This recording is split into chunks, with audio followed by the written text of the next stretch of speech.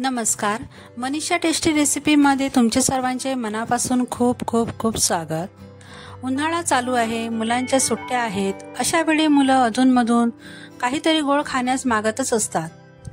तेव्हा मी तुमच्यासाठी गव्हाच्या पिठापासून झटपट तयार होणारी, अगदी तोंडात टाकताच विरघळणारी आणि अगदी अचूक मापासह व काही टिप्ससह बर्फी कशी करायची ते मी तुमच्यासोबत शेअर केलेली आहे। तेव्हा तुम्ही हा व्हिडिओ शेवटपर्यंत पहा आणि आवडल्यास लाईक, शेअर आणि सबस्क्राइब करायला मात्र विसरू नका। चला तर मग सुरुवात करूया। प्रथम आपण बर्फीसाठीचे लागणारे साहित्य बघूया।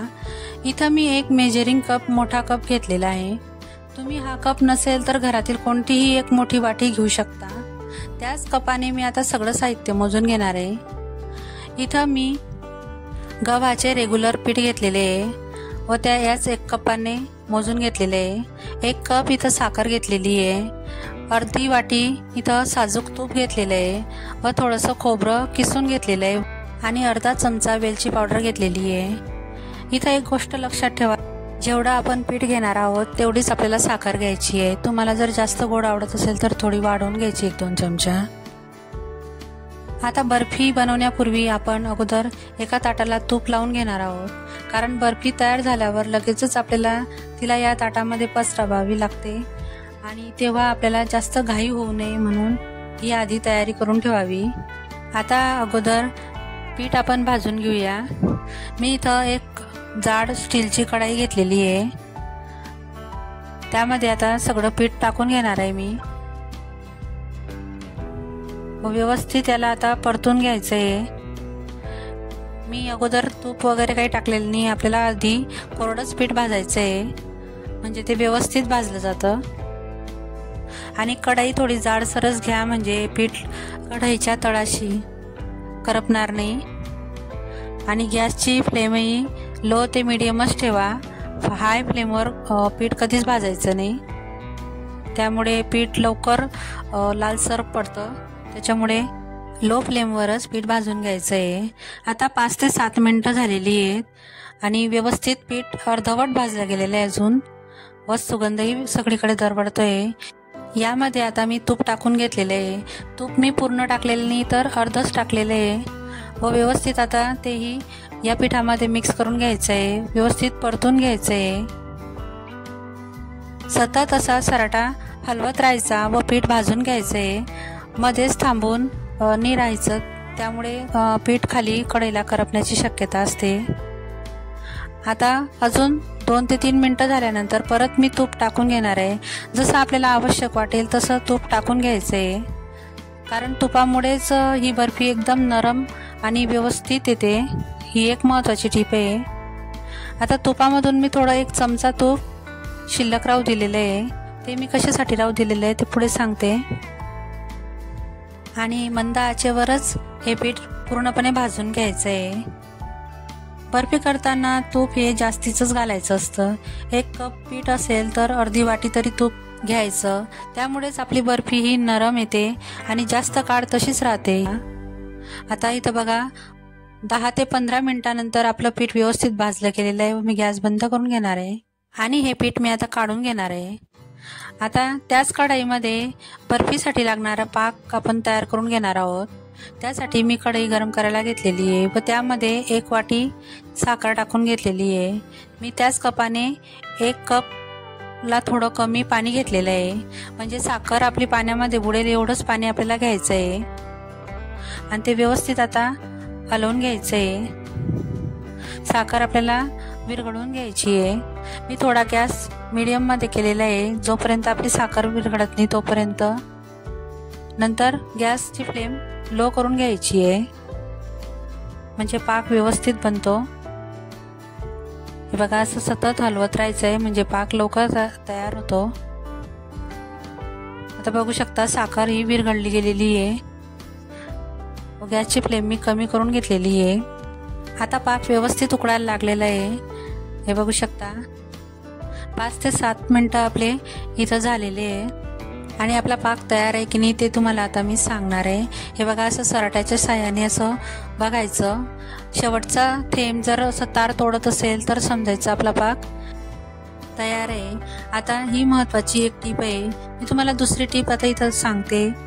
हे बघा, असा सरट्यावर थोडा पाक घेऊन तो एका डिशमध्ये एक थेंब पाक टाकायचा आहे व तो डिशवर मध्ये जर असा हलत नसेल तर समजायचं आपला पाक तयार आहे, आणि थोडाही तो पसरला तर अजून तो कच्चा आहे असं समजायचं। ही दुसरी महत्त्वाची टीप आहे। आणि आता तिसरं मी तुम्हाला दाखवते, ते दोन्ही बोटांच्या मध्ये आपण पाक थोडा घ्यायचा व तो असं बोटांमध्ये हलवत राहायचा, म्हणजे जर आपली तार तुटली, बनता बनता तुटते, तेव्हा समजायचं की आपला पाक तयार आहे। असा पूर्ण एक तारी पाक आपल्याला करायचा नाही इथं। आता त्यामध्ये मी एक महत्त्वाचा जो टिप सांगणार आहे, तर बर्फी नरम राहण्यासाठी मी इथं थोडंसं तूप टाकून घेतलेलं आहे। जे मी एक चमचा तूप शिल्लक राहू दिलेलं होतं, ते त्यातीलच अर्धा चमचा मी यामध्ये ॲड केलेलं आहे व ते 1 मिनिटं परतून घ्यायचं आहे अजून पाक। आणि त्यामध्ये आता मी आपण भाजून घेतलेलं पीठ यामध्ये ॲड करून घेणार आहे। यामुळे कधीच तुमची बर्फी अशी कडक वगैरे पडणार नाही आणि 10 ते 12 दिवस तरी व्यवस्थित नरम राहते बर्फी। आता त्यामध्ये मी वेलची पावडर टाकून घेतलेली आहे। तुम्हाला इथं ड्रायफ्रुट्स टाकायचे असतील तर तेही तुम्ही टाकू शकता। खूप छान लागते ही बर्फी आणि मुलांनी मागितली तर झटपट बनवून देता येते। व्यवस्थित ते मिक्स करून घ्यायचं आहे पीठ, आणि आता ते पीठ जसं कढई सोडायला लागतं तोपर्यंत 1 ते 2 मिनिटं पाकामध्ये परतून घ्यायचं आहे। आता मी गॅस बंद करून घेणार आहे व ते पीठ काढून घेणार आहे। हे बघा, आता तूप लावलेल्या ताटामध्ये आता हे मिश्रण आपल्याला काढून घ्यायचं आहे व लगेचच ही प्रक्रिया करायची, नाहीतर हे मिश्रण घट्ट होण्याची शक्यता असते, बर्फी व्यवस्थित बनत नाही मग। हे बघा, या पद्धतीने असं थोडं पसरवायचा प्रयत्न करायचा, पसरलं तर ठीक, नाही तर मग अशी वाटी घ्यायची व त्याला तूप लावून घ्यायचं व त्याच्यानेच हे असं पसरवून घ्यायचं आहे। व्यवस्थित पसरलं जातं हे। हे बघा, या पद्धतीने मी दाखवते, एकसारखं असं करून घ्यायचं म्हणजे बर्फी व्यवस्थित येते।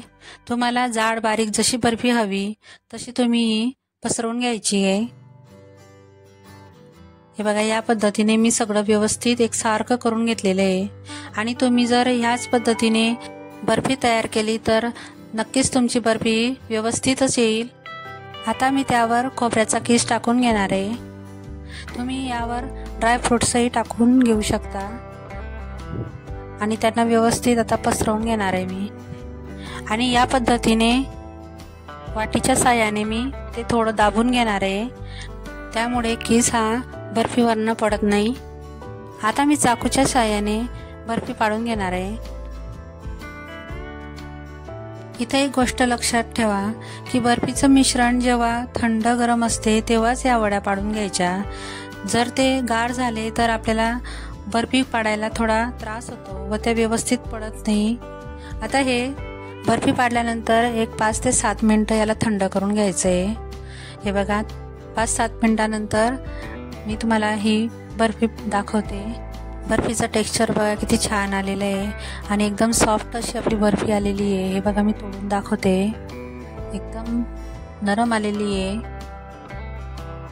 अगदी तोंडात टाकताच विरघळणारी, एकदम छान, आणि 10 ते 12 दिवस तरी ही अशीच राहते। हे बघा, मी तुम्हाला दुसरी बर्फी दाखवते, किती छान आलेली आहे। एक वेळा नक्की ट्राय करा आणि मला कमेंट करून सांगा। आता इथं मी एका प्लेटमध्ये बर्फी सर्व करून घेणार आहे। तुम्ही पाहुणे घरी आल्यानंतर तुम्ही झटपट ही बर्फी तयार करू शकता व एक स्वीट डिश म्हणूनही त्यांना देऊ शकता, किंवा मुलं वारंवार काही ना काही खाण्यास मागतात तेव्हाही तुम्ही झटपट बर्फी तयार करून देऊ शकता। अगदी मी सांगितलेले टिप्स फॉलो केले तर तुमची बर्फी व्यवस्थितच बनेल, आणि घरच्या साहित्यात बनलेली जशी झटपट ही रेसिपी आहे तेव्हा नक्की ट्राय करून बघा। आणि हो, तुम्हाला जर माझ्या रेसिपीज आवडत असतील तर मला कमेंट करून नक्की सांगा, आणि माझ्या चॅनलला लाईक, शेअर आणि सबस्क्राईब करायला मात्र विसरू नका। चला तर मग पुन्हा भेटूया अशाच एक नवीन रेसिपीसोबत। तोपर्यंत मस्त खा आणि स्वस्त राहा।